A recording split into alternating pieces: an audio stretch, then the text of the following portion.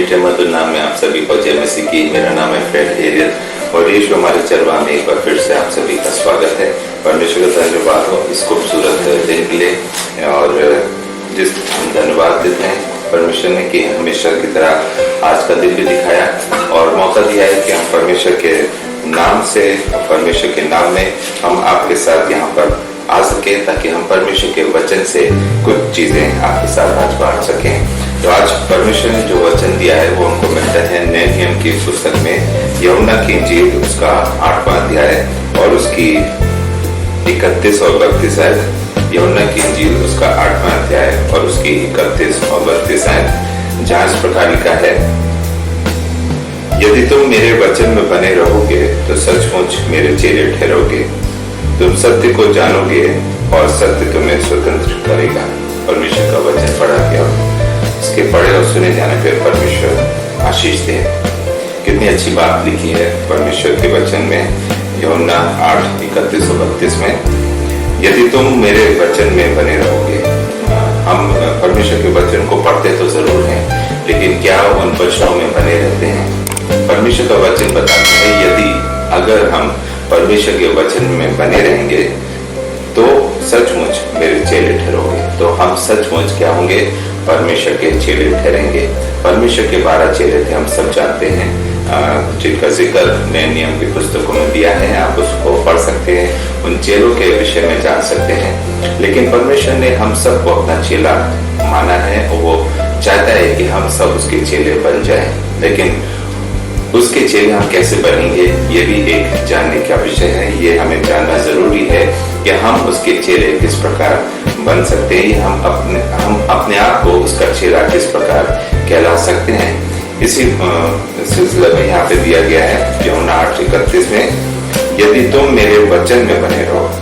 परमेश्वर का चेला हम यीशु मसीह के चेले कहला सके तो उसके लिए जरूरी है कि हम यीशु मसीह का जो ये वचन है, जो जिंदा कलाम है, उसके वचन में बने रहें। यदि हम उसके वचन में बने रहेंगे तो सचमुच हम यीशु मसीह के चेले कहलाने पाएंगे। तो हमें अगर यीशु मसीह का चेला बनना है, उसके अनुयायी बनना है, उसके मार्गों पे चलना, उसके वचनों पे चलना है, तो हमें उसका वचन अपने हृदयों में रखना होगा, अपने जीवनों में रखना होगा, उसके वचन के अनुसार अपनी जिंदगी गुजारना होगा। हम संसारिक नहीं, हम आत्मिक जीवन में आगे बढ़ पाए, क्योंकि हम संसारिक हैं नहीं, क्योंकि हम संसार के लिए भेजे नहीं गए हैं। हम किस लिए भेजे गए हैं? हम यीशु मसीह का सुसमाचार को फैलाने के लिए भेजे गए हैं। इसीलिए यहाँ पे लिखा है, यदि तुम मेरे वचन में बने रहोगे तो सचमुच मेरे चेले ठहरोगे। तो आज जरूरी है कि हम यीशु मसीह के वचन में बने रहें, क्योंकि समय बहुत खराब चल रहा है, जैसा हम सब जान रहे हैं। और वो ऐसा समय है जहाँ जो ऑलरेडी इस वचन में दिया गया है कि अंत के दिनों में क्या क्या चीजें होंगी, क्या क्या चिन्ह प्रकट होंगे और क्या चीजें होंगी ऐसी कि हम समझ पाए कि परमेश्वर की जो द्वितीय आगमन है वो जल्द और शीघ्र होने वाला है। हम क्योंकि मसीह हैं, हम मसीह जीवन में बड़े हैं, हम मसीह जीवन में आगे बढ़ रहे हैं, तो हम मसीह यीशु मसीह के विषय में जितना ये सब चीजें इसलिए जानते हैं क्योंकि हमारे हाथ में ये जिंदा कलाम है। हम इस बात पे हमें गर्व है कि हम ऐसे मसीह और ऐसे परमेश्वर की आराधना स्तुति करते हैं जो स्तुति की योग्य और प्रशंसा के योग्य पिता परमेश्वर है, क्योंकि वो महान है, सर्वशक्तिमान है। और आकाश के नीचे पृथ्वी के ऊपर सिर्फ एक ही नाम दिया गया है, वो है प्रभु यीशु मसीह का। और इसीलिए हम इस बात के लिए जाने जाते हैं कि हम यीशु मसीह के चेले हैं। तो यीशु मसीह का चेला हमें बनना है तो हमें यीशु मसीह के वचन में बने रहना पड़ेगा और तब हम अपने आप को यीशु मसीह का चेला समझ पाएंगे या कहला पाएंगे। 32वें आयत में लिखा है, तुम सत्य को जानोगे और सत्य तुम्हें स्वतंत्र करेगा। हम सत्य को तभी जान पाएंगे जब हम यीशु मसीह के वचन को पढ़ सकेंगे और यीशु मसीह की बातों को समझ पाएंगे। यीशु मसीह हमारे और आपके जीवनों से क्या कहना चाहता है, क्या समझाना चाहता है, क्या बताना चाहता है। और आगे लिखा है, और सत्य तुम्हें स्वतंत्र करेगा। जब हम सत्य को जान जाएंगे और सत्य ही हमें स्वतंत्र करेगा। सत्य क्या था? यीशु मसीह इस पृथ्वी पर आया, उसने अपनी जान हमारे और आपके गुनाहों की खातिर दी और वो क्रूस पर चढ़ाई और तीसरे दिन जिंदा हुआ। ये हमारा विश्वास है और मुर्दों में से जी उठा। यही हमारा विश्वास है कि यीशु मसीह ने हम सबको स्वतंत्र किया है, हमारे दुखों को, हमारे गुनाहों को, हमारे पापों को अपने ऊपर ले लिया और उसने क्रूसी मौत सही और हम सबको स्वतंत्र किया है ताकि हम उद्धार पा सके, ताकि हम एक स्वतंत्र जीवन को जीने पाए। एक जगह से हम और पढ़ेंगे, दूसरा यूहन्ना 1:9 आयत। दूसरा यूहन्ना जो पीछे पत्रियां दी गई हैं उसमें दिया है, दूसरा यूहन्ना उसका पहला अध्याय उसकी 9 आयत। यहाँ पे लिखा है, जो कोई मसीह की शिक्षा से आगे बढ़ जाता है उसमें बना नहीं रहता, उसके पास परमेश्वर नहीं। जो कोई उसकी शिक्षा में स्थिर रहता है उसके पास पिता भी है और पुत्र भी। कितनी अच्छी बात लिखी है कि जो कोई मसीह की शिक्षा में आगे बढ़ जाता है और उसमें बना नहीं रहता। मसीह शिक्षा में आगे तो बढ़ जाते हैं लेकिन उसमें बने नहीं रह पाते हैं। यहाँ पे बने रहना बहुत जरूरी है। हम मसीह के वचन को बहुत कुछ सीख लेते हैं, समझ लेते हैं, पढ़ लेते हैं, समझा भी लेते हैं, लेकिन हम उसमें बने नहीं रहते हैं। यहाँ पे जरूरत है कि कंसिस्टेंसी की, हमें बने रहना है। अगर हम बने नहीं रह सकते हैं तो हम परमेश्वर के चेले नहीं कहला सकते। जैसा पीछे हमने पढ़ा था कि यदि तुम मेरे वचन में बने रहोगे तो सचमुच मेरे चेले ठहरोगे।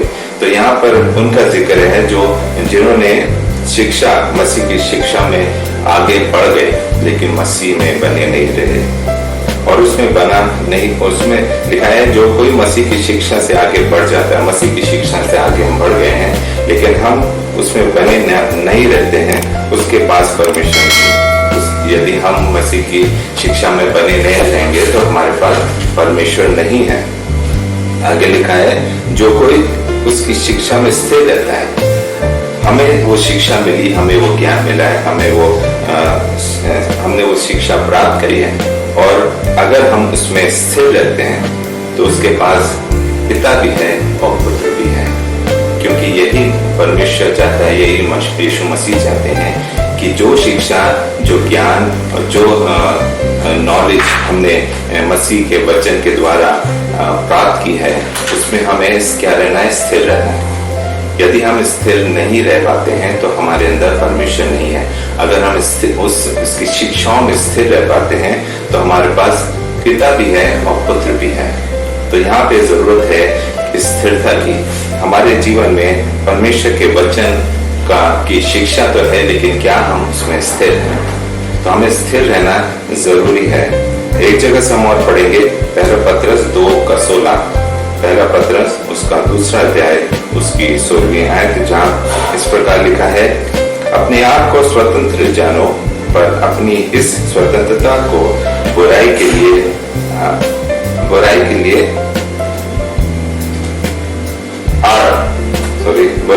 आड़ न बनाओ, परंतु अपने आप को परमेश्वर के दास समझकर चलो।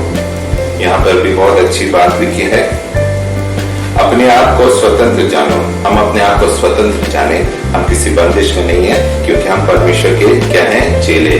क्योंकि हम उसके वचन में स्थिर हैं, हम उसके वचन में बने रहते हैं, इसलिए हम अपने आप को क्या जाने, स्वतंत्र।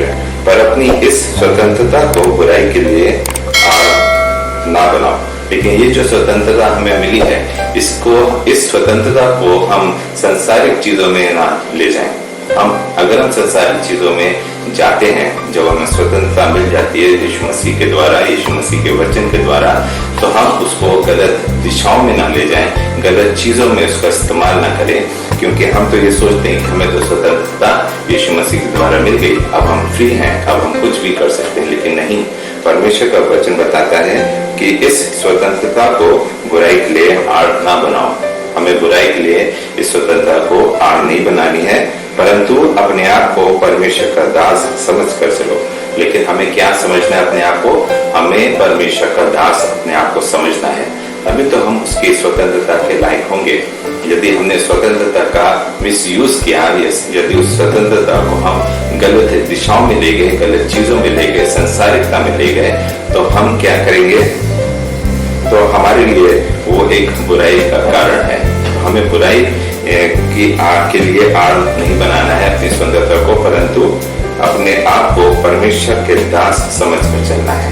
हम ये समझ लें कि परमेश्वर ने हमें स्वतंत्र किया है, तो हम क्या हैं? हम अपने नहीं हैं, हम परमेश्वर के हैं। इसलिए परमेश्वर के दास हम अपने आप को समझ सकें, क्योंकि हम परमेश्वर की उस शिक्षा को हमने प्राप्त कर लिया है और परमेश्वर की उस शिक्षा को हमारे अंदर हमने स्थिर रखा है, बनाए रखा है। इसलिए हम परमेश्वर के चेले हैं और इसलिए हम परमेश्वर के दास अपने आप को समझकर उस स्वतंत्रता को आगे ले जाने पाए। तो कितनी अच्छी बात यहाँ पे परमेश्वर के वचनों के द्वारा दी गई है। यहाँ पर शुरू में हमने पढ़ा था यूहन्ना 8:31-32 में, यदि तुम मेरे वचन में बने रहोगे तो सचमुच मेरे चेले ठहरोगे। वही बात अंत में यहाँ पे दी गई है कि स्वतंत्रता को अपने आप को परमेश्वर के दास समझकर चलें। तो हमें परमेश्वर के चेले बने रहना है। और जो हमने दूसरा यूहन्ना 1:9 में पढ़ा था, वो यही पढ़ा था कि जो कोई मसीह की शिक्षा से आगे बढ़ जाता है और उसमें बना नहीं रहता, उसके पास परमेश्वर नहीं। हम मसीह की शिक्षा में आगे बढ़ जाते हैं लेकिन हमारे अंदर स्थिरता नहीं है, हम उसमें बने नहीं रह पाते। तो इसलिए हमारे पास क्या है? परमेश्वर नहीं है। और जो मसीह के वचन में बना रहता है, उसमें स्थिर रहता है, उसके पास पिता भी है और पुत्र भी है। तो यही वचन है जो परमेश्वर ने आज दिया था कि सत्य तुम्हें स्वतंत्र करेगा। तो सत्य हमें स्वतंत्र करता है क्योंकि हम यीशु मसीह के चेले कहला सकें, जैसे यीशु मसीह की उस ज्ञान को, उस शिक्षा को प्राप्त कर सकें, उस सच्चाई को जान सकें कि हम स्वतंत्र हो सके और हम निरंतर परमेश्वर के वचन में, परमेश्वर के कामों में, परमेश्वर की प्रतिज्ञाओं में स्थिर रह सके और जो चीजें हमने सीखी हैं हम औरों को सिखा सके। आशा करते हैं इस छोटे वचन के साथ आपने बहुत कुछ सीखा होगा। और कोई विषय है जो आप हमारे साथ शेयर करना चाहते हैं, आप शेयर कर सकते हैं। और इस वचन को आप जरूर से लाइक करें, शेयर करें और अपने दोस्तों और रिश्तेदारों के साथ भी शेयर करें, ताकि ये वचन हम तक और आप तक सीमित न रहे, बल्कि और लोग इस वचन को सुन सके, सीख सके और यीशु मसीह के वचन में स्थिर रहने पाए। May God bless you all.